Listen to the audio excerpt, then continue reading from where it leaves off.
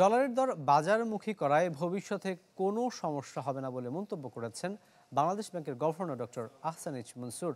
বণিক বার্তায় আয়োজিত গোল টেবিল বৈঠকে তিনি বলেন যে হঠাৎ ঊর্ধ্বগতি মোকাবেলায় $500 মিলিয়ন সেফগার্ড রাখা আছে কেন্দ্রীয় ব্যাংকের কাছে, তাই এ নিয়ে শঙ্কার কোনো কারণ নেই। তিনি জানিয়েছেন যে রিজার্ভ রেমিটেন্স সহ বর্তমানে আর্থিক পরিস্থিতি স্থিতিশীল থাকায় বাজারমুখী করার এমন সিদ্ধান্ত নেওয়া হয়েছে যা ভবিষ্যতের জন্য বাফার স্টক হিসেবে কাজ করবে।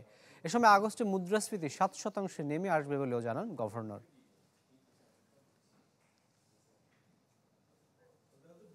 হঠাৎ করে ওভারশুটিং হয়, আমরা এটাকে $500 মিলিয়ন দিয়ে আমরা এটাকে স্টেবিলাইজ করতে পারবো। This are elements that have been introduced.